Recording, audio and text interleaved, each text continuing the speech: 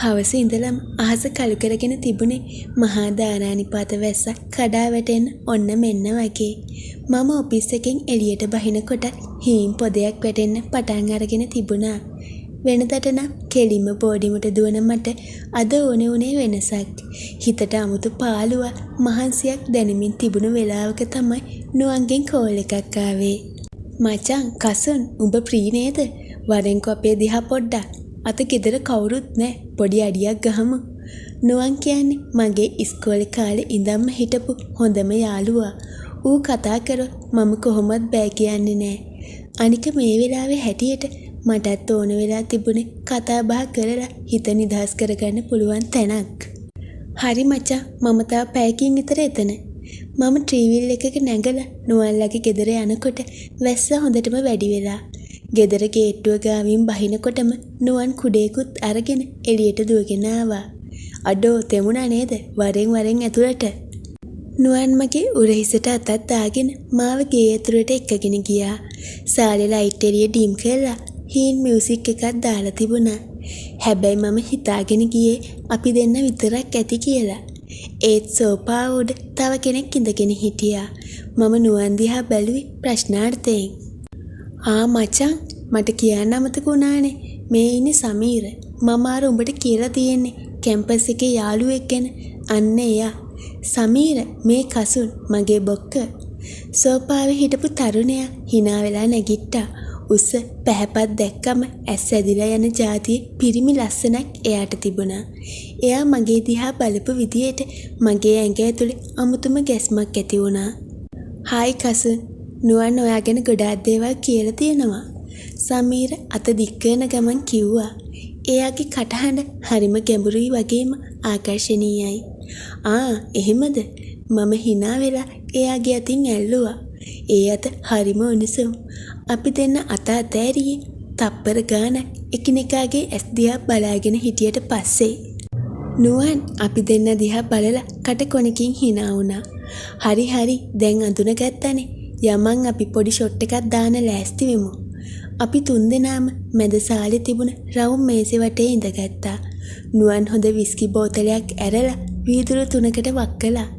එළියේ වැස්ස සද්දේ ඇතුලේ යන සින්දුවයි එකතු වෙලා හරිම රාගික වටපිටාවක් නිර්මාණය කර තිබුණේ. චියර්ස් මචන්ලා අපි වීදුරු ටච් කළා. පළවෙනි වීදුරුව හිස් වෙනකොට අපි අතර තිබුණු නුපුරුදුකම හිමින් නැති වෙලා ගියා. සමීර හිතුවට වඩා විවෘත කෙනෙක්. එයා එයාගේ පාන ලව් ස්ටෝරි එක ගැන ජීවිතේ තියෙන එපා වීම ගැන කතා කළා. මමත් මගේ හිතේ හිර කරන් හිටපු දේවල් එළියට දැම්මා. ඇත්තටම බං අපි හැමෝම මොකක් හරි හිස්තැනක් තියාගෙන ජීවත් වෙන්නේ. සමීර එහෙම කිව්වේ මගේ ඇස් දිහා කෙලින්ම බලාගෙන. එයාගේ ඇස්වල තිබුණු බැල්ම මාව මත් කරනවා වගේ මට දැනුණා. නුවන් එයාගේ පුටුව මගේ ළඟටම ඇදලා ගත්තා. ඒක ඇත්ත බං. සමහර වෙලාවට අපිට ඕන වෙන්නේ තේරුම් ගැනීමක් විතරයි. එහෙම නැතු මේ ගෙවන ජීවිතේ තේරුමක් නැහැ. බෝතල් භාගයක් විතර ඉවර වෙනකොට අපි තුන්දෙනාටම හොඳටම වැදිරයි තිබුණේ. මට දැනුනේ මගේ ඇඟ පාවෙනවා වගේ. සමීරයාගේ කකුල මගේ කකුලේ ගාවනවා මට දැනුණා. මම අහක බැලුවේ නැහැ. මට අමුතු සතුටක් ගෙනාවා. එක පාටම ලයිට් ගියා. වැස්ස නිසා වෙන්නේ නැති මුළු ගේම කලවර වුණා. ජනේලෙන් එන අකුළු එළිය විතරයි ඉතිරි වුණේ. "ෂිට් කරන් ගියාද?" නුවන් කිව්වා. "ඉඳපන් මම ටෝච් එකක් අරන් එන්නම්." නුවන් නැගිටලා යන්න හැදුවත් සමීරයාගේ අතින් ඇල්ලුවා. "ඕන නෑ නුවන් මේ කලවර හොඳයි. මට නම් මේ ෆීලින් එක මාරයි." නුවන් ආපහු වාඩි වුණා. අපි තුන්දෙනාම කලවරේ එකිනෙකාගේ මූණු දිහා බලාගෙන හිටියා. අකුණු ගහන වෙලාවට සමීරගේ මූණේ තිබුණු ආශාව මම දැක්කා. එයා මගේ දිහා බලාගෙන හිටියේ හරියට මාව ගිලගන්න වගේ. "කසුන් උඹට අවුලක් නෑ නේද?" නුවන් මගේ උරහිසට අත තිබ්බා. එයාගේ අත ටිකෙන් ටික මගේ බෙල්ල හරියට ආවා. "නෑ මට කිසි අවුලක් නෑ." මම කිව්වේ වෙවුලන කටහඬින්. මගේ හදවත ගැහෙන සද්දේ මටම ඇහුණා. සමීර හිමින් සැරේ මගේ අනිත් පැත්තට ආවා. දැන් මම මැද. දකුණු පැත්තේ නුවන්, වම් පැත්තේ සමීර. එයාලගේ හුස්ම මගේ මූණට වදින තුරට එයාලා ලං වුණා. "අපි ඇයි මෙතන ඉන්නේ?" සමීර හීන් හනි මගේ කාන්ට කරලා ඇහුවා. කාමරයට යමුද? ඒ වචන ටික මගේ ඇඟේ මයිල් කෙලින් කළා. මම දන්නවා එයා අදහස් කළේ මොකක්ද කියලා. මගේ හිත ඇතුලේ තිබුණු සදාචාර බාධක ඔක්කොම ඒ මොහොතේ බිඳිලා ගියා. මට ඕනේ උනේ මේ වෙලාවේ ලැබෙන සතුට විතරයි. මේ උණුසුම විතරයි. යමු. මගේ කටින් වචන පිට වුණේ ඉබේටමයි. අපි තුන්දෙනාම එකිනෙකාට වාරු වීගෙන වගේ නුවන්ගේ කාමරයට ගියා.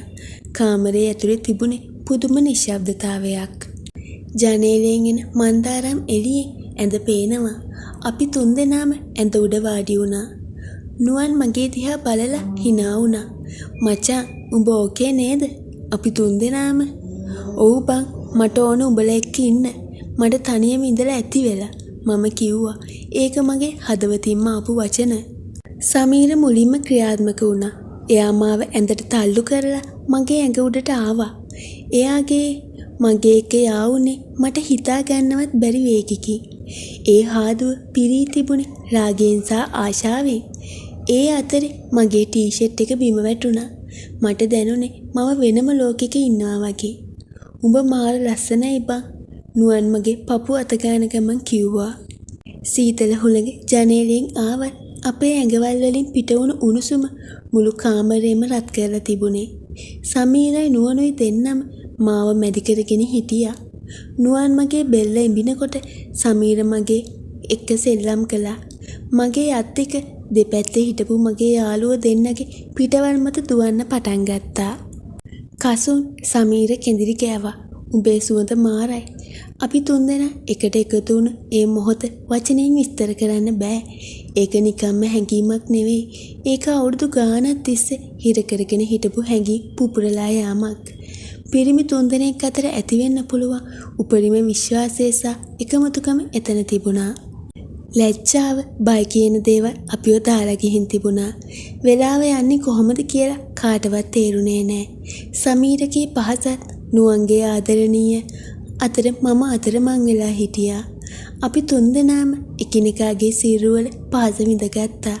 එකිනෙකාට සතුට බෙදුවා. මාරුවෙන් මාරුවට අපි එකිනෙකාට ලං වුණා.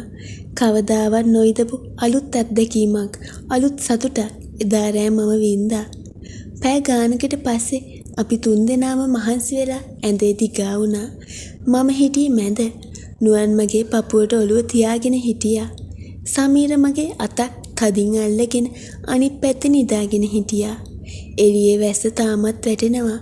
ඒත් දැන් ඒ සද්දේ හරිම ලස්සනයි. "අපි ආයේ මේ වගේ සෙට් වෙමුද?" නුවන් හීන් හඩින් ඇහුවා.